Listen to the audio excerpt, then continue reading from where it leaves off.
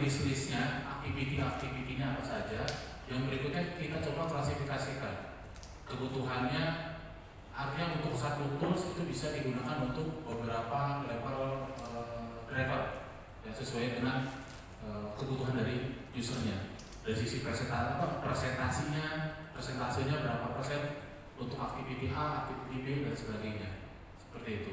Kemudian yang ketiganya kita coba role play kan, ya, dengan cara apa? Nanti kami akan menjadi calon drivernya. Ya, kalau kemarin Bapak Ibu yang driving, mohon izin kami yang lakukan evaluasi. Nah hari ini kita akan menggunakan tools yang sudah Bapak Ibu kerjakan. Coba diimplementasikan. Apakah sesuai? Ya. Bagaimana Bapak Ibu menilai kami sebagai calon driver? Seperti itu Bapak Ibu.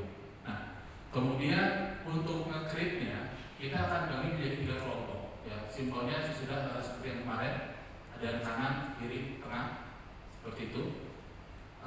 Kemudian dikerjakan secara kelompok, tapi aktiviti asesmennya itu Bapak Ibu bisa lakukan sendiri. Jadi kami nanti akan panggil Bapak Ibu, ya, satu orang mengasesmen satu orang. Dan mohon izin Bapak Ibu bisa menentukan juga, karena Bapak Ibu menjadi asesornya, Bapak Ibu harus menentukan skenario tesnya seperti apa, rute yang mau dilalui areanya seperti apa, apakah harus bolak-balik saja, maju mundur, atau memang harus ada manuver belok, atau cukup maju parkir. Nah itu yang menentukan Bapak Ibu sendiri sebagai asesor. Nah kemudian kenapa harus ada fleksibilitas di situ Bapak Ibu? Karena proses asesmen kita bisa laksanakan atau bukan bisa ya, kemungkinan pelaksanaannya bukan di tempat kita, bukan di PKTJ atau di mana, tapi bisa jadi di tempat usernya.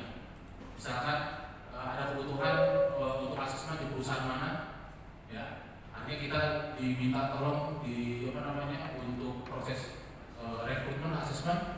Nah ini kita juga kalau kita mau ideal, Bapak harus menyiapin areanya 2 km seluas sekian, armadanya ABCD dan sebagainya. Artinya apakah usernya punya lahan seperti itu? Belum tentu. Pak, kita punya jalan umum. Oke, jalan umum berarti kita juga harus menentukan penggunaan area jalan umum, kemudian berapa lama prakteknya, dan aspek-aspek lainnya. Ada eksternal misalkan lalu lintas dan sebagainya, itu harus diperhatikan. Sehingga ketika kita diminta tolong untuk proses rekrutmen, ada peserta 20 orang, apakah itu bisa dilaksanakan dalam 1 hari? Berapa asesor yang dilibatkan, rute yang ditentukan berapa jauh, dan plus minus ada error dan sebagainya. Nah itu yang harus diperhatikan. Yang tidak ideal seperti apa? Keroyokan. Ya mungkin Bapak Ibu sudah pernah dengar dan sebagainya. Ini kan nggak objektif ya. Ketika asesmen per grup, ya dari per grup dan artian, oke 3 orang langsung di asesmen, ya oke Bapak jalan, set. Kemudian di ujung Bapak ganti jalan lagi. Nah pertanyaannya, apakah itu meng-capture aktivitas pengemudinya? Enggak. Pertanyaannya, kalau kita mengejar target jumlah peserta, partisipan, revenue dan sebagainya, itu nggak ada masalah.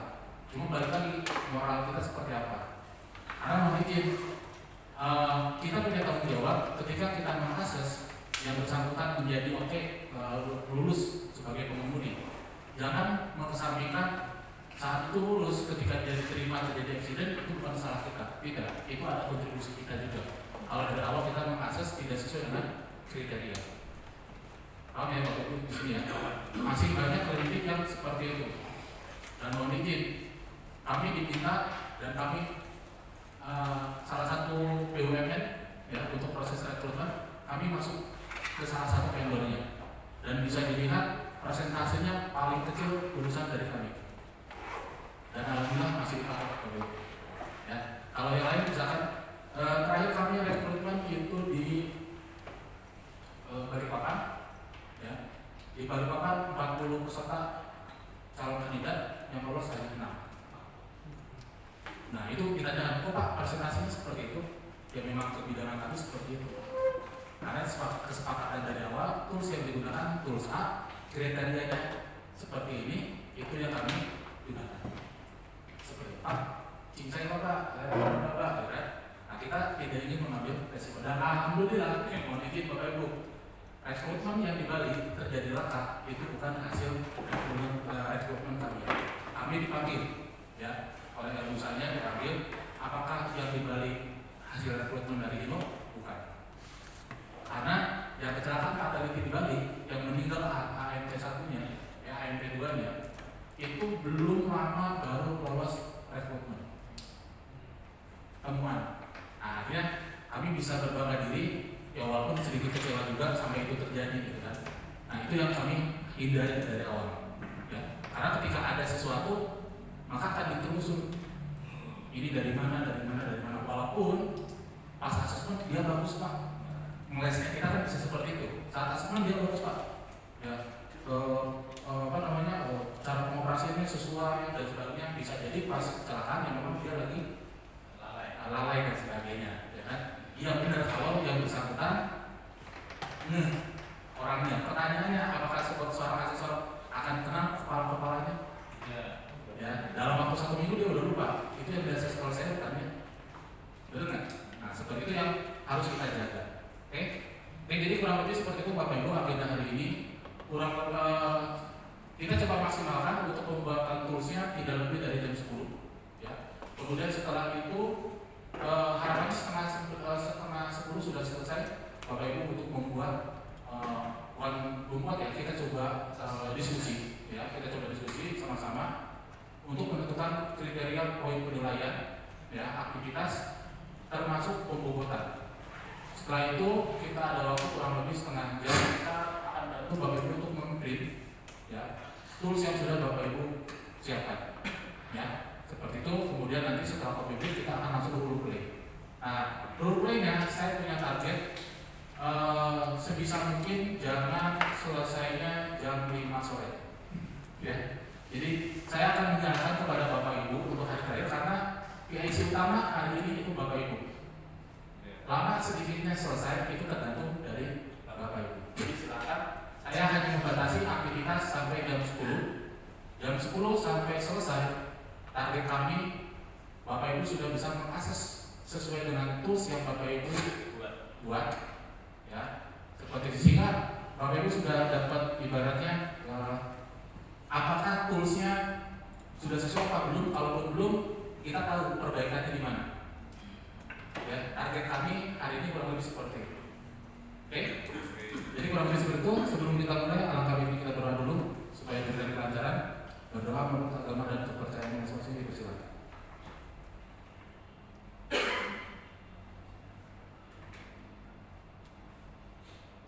Oke, berdoa selesai.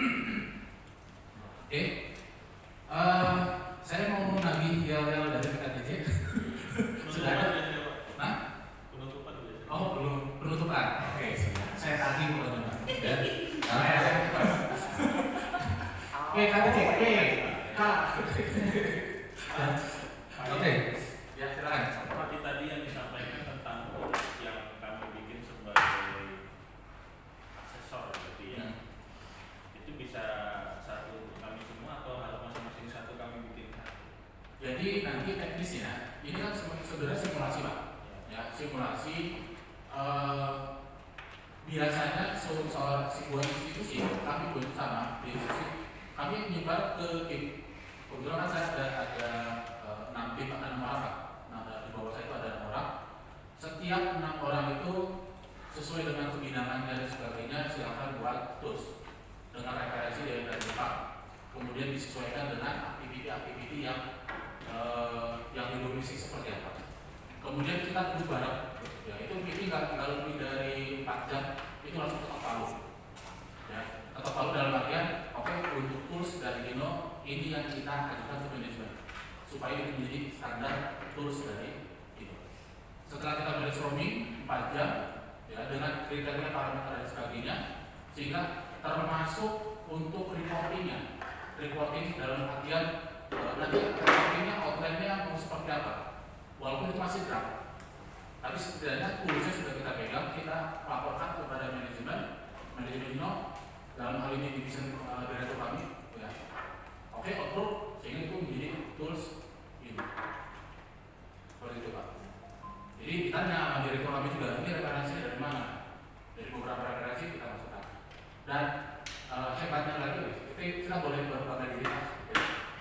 Ketika kami sudah buat tools tersebut, baru bermunculan permintaan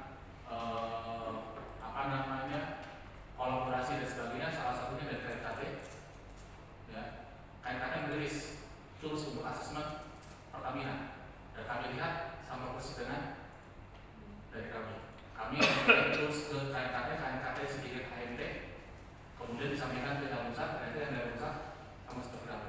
Ketika yang pusat bilang pakai tools KNKT, ya kita bisa berbangga diri dan artinya itu tools kami. Tapi ternyata beda, nggak seperti itu Pak, ya sudah biarkan. Tapi sebenarnya aktiviti itu sebenarnya itu tools dari kami. Cuma memang dari template ditambah buku dan sebagainya, aktivitinya sebenarnya sama. Ya, seperti itu. Jadi yang sekarang Bapak Ibu coba buat, bisa jadi kelompok A, kelompok B, kelompok C beda, ya kan? Setelah itu nanti kan Bapak Ibu bisa buat satu tim tersendiri, ya, digabungkan atau enggak disesuaikan lagi yang memang sesuai dengan peruntukannya. Atau mau sepakat di hari ini langsung bikin satu tools, nggak ada masalah. Tapi setidaknya kita pengen tahu Pak, karena kalau makin banyak kepala yang terlibat untuk menentukan tools, pasti ada ini nggak usah, ini perlu, ini nggak usah, ini perlu. Belum di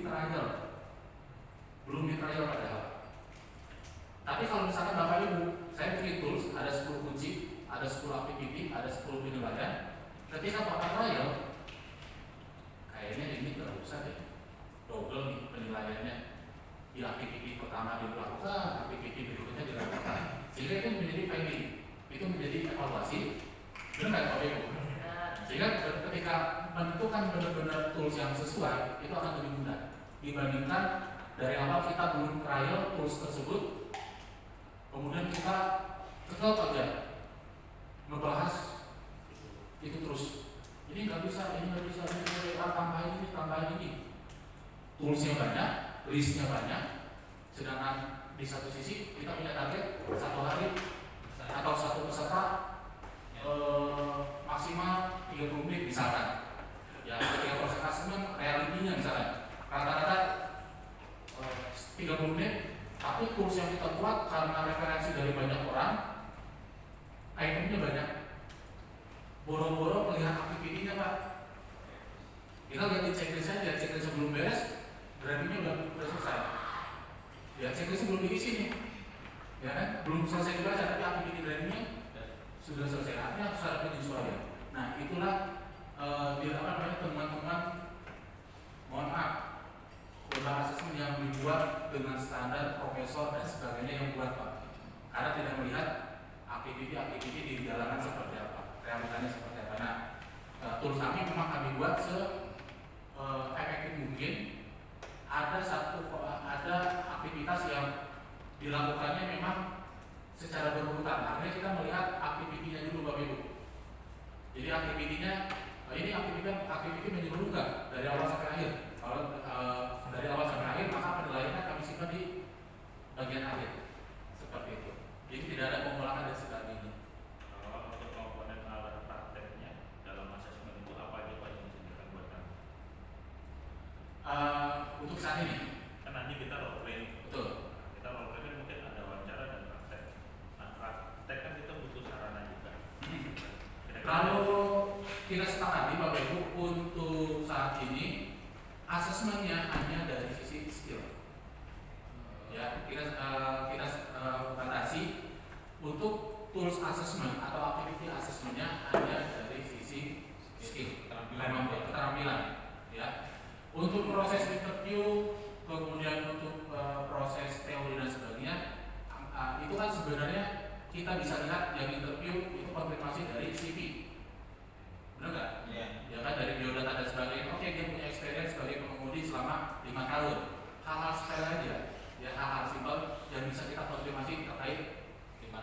yang 5 tahun itu dia sejauh mana? Paling gampang hanya 3 aspek saja Pak. Dari sisi kendaraannya yang dia biasa operasikan apa, ya kan? Kemudian yang kedua dari muatannya yang biasa dia gunakan apa? Kemudian dari sisi rute. Dari 3 hal itu saja yang hubungan dengan aktiviti dia, kita bisa menggali apakah dia valid atau tidak.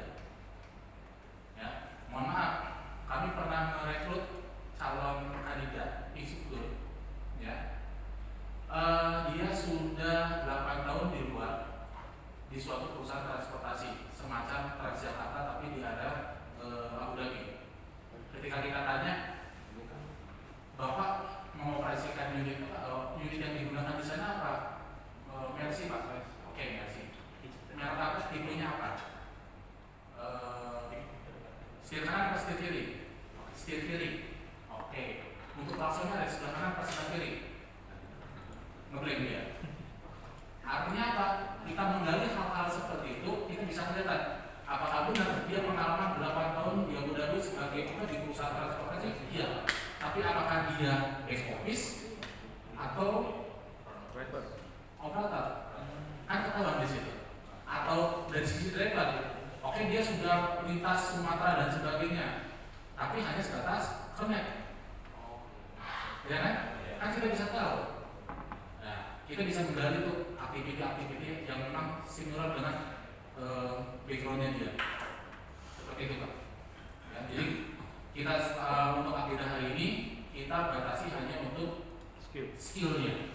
Ya, kalau untuk interview kita hanya mengkonfirmasi apa yang ada dari biodata.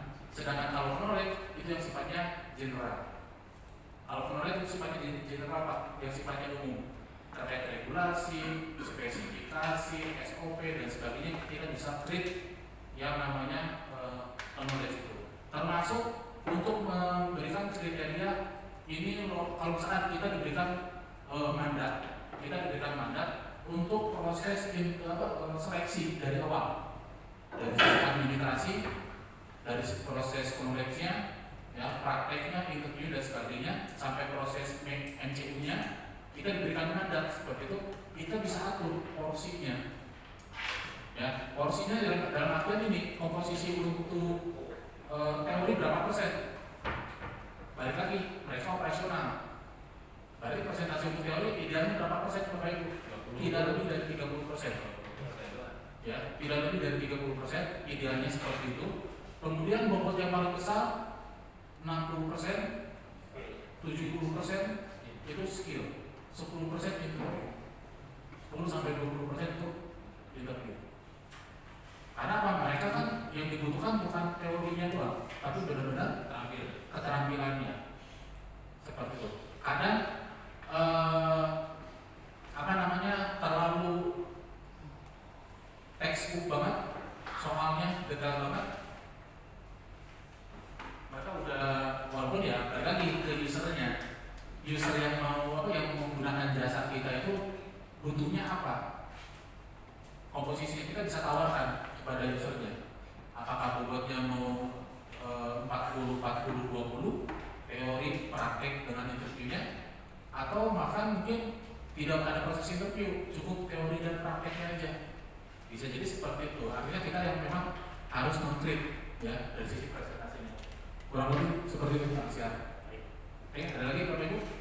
Gimana Pak? Silakan Pak Johan. Diberi tugas kali ini kita hanya membuat tool untuk dapat info terkait skillnya aja Pak ya. Terkait skillnya, pengetahuan sama sikapnya enggak Pak? Betul. Karena kembali lagi untuk sikap dan interview kan itu porsinya kecil Pak. Ya. Balik lagi untuk pengetahuan, ya, kognitif dan sebagainya itu hanya yang sifatnya general, yang sifatnya umum. Apa aja Bapak Ibu yang sifatnya umum? Peraturan, ya kan? Spesifikasi. Tadi spesifikasi kendaraan dan sebagainya hanya sebatas itu aja. Dan soalnya juga nggak usah terlalu banyak. Untuk ya. pesertanya simulasinya peserta kendaraan apa Pak? Bus, truk atau? Nah sekarang, ya. Oke, 500 saja Pak.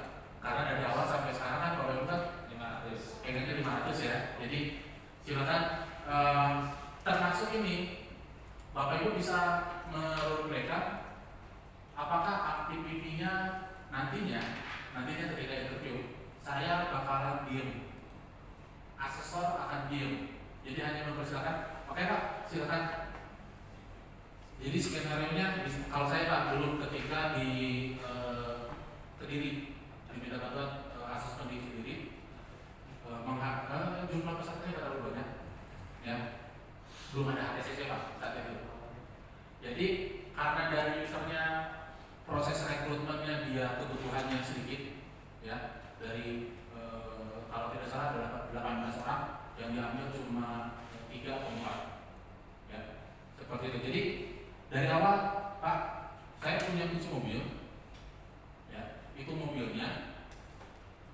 Saya pengen lihat aktiviti Bapak kalau dapat tugas berangkat nganterin barang, ya, barangnya rutenya kemana?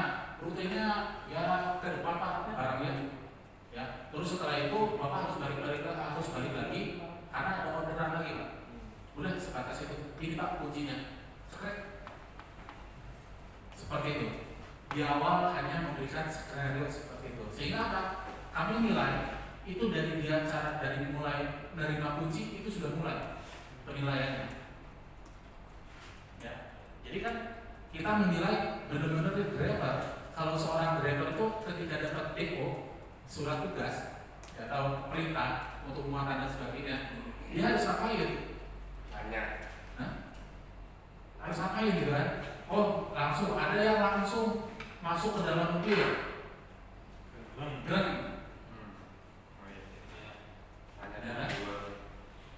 Ada yang nanya lagi ke kitanya, memastikan lagi, ya kan? Oke, berarti kan memang kami sudah buat toolsnya itu dari sebelum berkendara.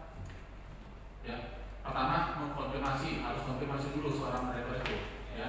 Walaupun hanya sebatas cross check doang gitu kan, itu sudah termasuk poin penilaian. Kemudian ketika dia menuju ke mana, ke unitnya, apakah dia melakukan ground check dulu atau tidak, ya, pemeriksaan unitnya apa tidak, ya, termasuk ketika dia masuk ke dalam mobil, ya, aktiviti dia ngapain, ya, seperti itu. Seolah-olah ya saya anggap saya di situ nggak ada Pak, ya, atau anggap saya keneknya seperti apa, saya cuma numpang doang. Jadi nggak ngomong apa-apa ketika saya serahkan kuncinya, saya nggak ngomong apa, karena kita ingin menggali. Itu contoh yang pertama.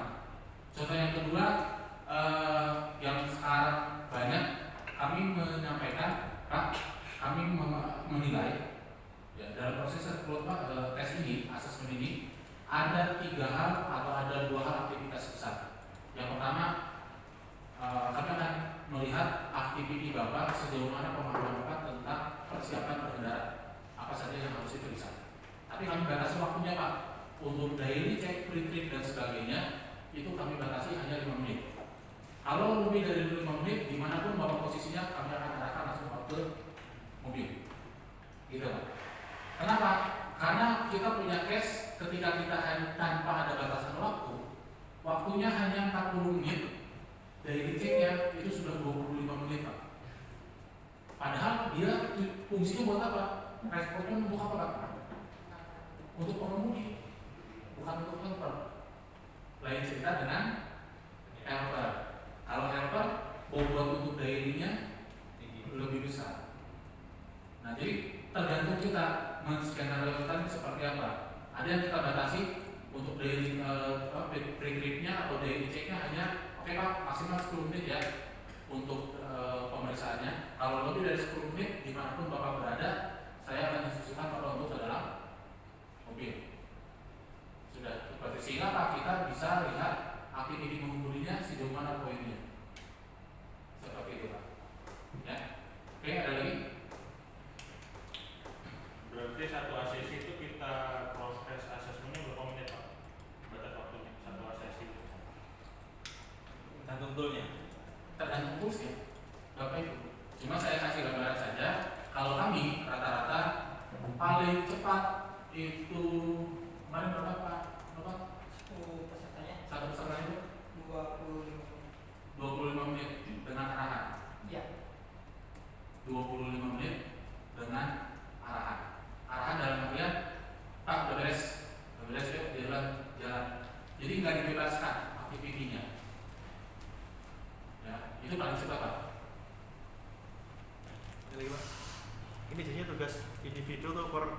gitu Pak? Saat ini tugasnya tools, kalau pembuatan tools itu kelompok. Kelompoknya? Ya, kelompoknya sudah ya. Jadi yang pertama nanti ada sedikit referensi, ya, akan saya sampaikan beberapa referensinya.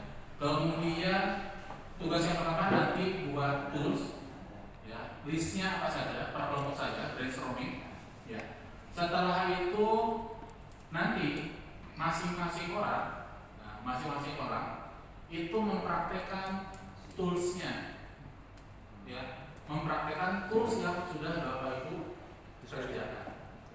Dan Bapak Ibu setelah itu bisa review apakah toolsnya sudah sesuai, apakah ada yang kurang. Mohon izin, ketika Bapak sudah bikin tools dipraktekkan, ketika praktek langsung akan ada yang teringat, ini nggak perlu karena ada yang kurang.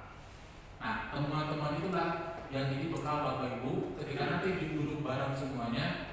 Ini loh tools PKTJ, ya, karena teman-teman semua sudah merasakan, sudah membuat sendiri toolsnya, sudah mempraktekkan toolsnya. Ini relevan, ini nggak relevan, ya kan? Mendesain yang memang sudah dipraktekkan sehingga ini toolsnya PKTJ, ya, seperti itu. Oke, bagaimana? Aman ya?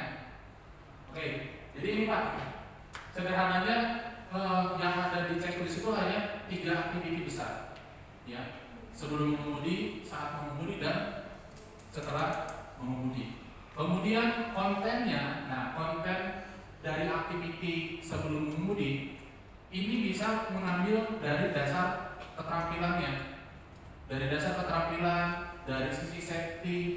Kita juga membutuhkan manuver-manuver khusus yang lebih spesifik. Ya, kemudian yang tidak kalah pentingnya terkait attitude ketika di jalan. Contoh, ya, ketika activity kita membuat list activity sebelum mengemudi dari keterampilan dasarnya. Apa Bapak Ibu? Pemeriksaan, ya kan? Pemeriksaan bisa kita jabarkan banyak. Kemudian terkait kepatuhan, keselamatan apa?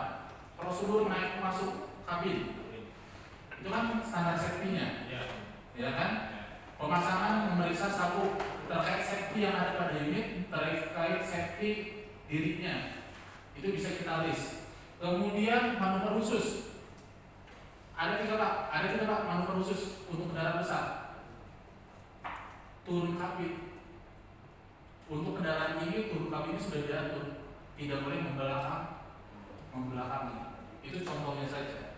Ya. Kemudian perilaku mengemudi. Sebelum ada nggak yang benar-benar spesifik dari sisi perilakunya, yaitu pemeriksaan secara total apa tidak? Contohnya aja. Atau misalkan saat mengemudi kita bisa masukkan item-itemnya. Nah kemudian dari sisi kriterianya, ini contohnya Bapak Ibu. Aktivitinya apa? Pemeriksaan ban. Kriterianya bisa ya, tidak, atau enggak ada. Ya, kemudian jarang, atau tidak sama sekali. Itu bisa kita tentukan. Nah kemudian, sekarang kita Bapak Ibu bisa list up, ya. Kita bahas barang-barang aja langsung ke kelompok, ya. Aktivitas sebelum mengemudi, apa saja yang mau di list, dan aktivitas sebelum mengemudi kita bisa bagi-bagi menjadi beberapa chapter. Ya, sederhananya gini Bapak Ibu, pemeriksaan atau aktivitas sebelum mengemudi itu dimulai dari apa? Misalkan pre-trip, sederhananya pre-trip. Kemudian apalagi yang harus dilakukan oleh seorang pengemudi selain aktiviti pre-trip?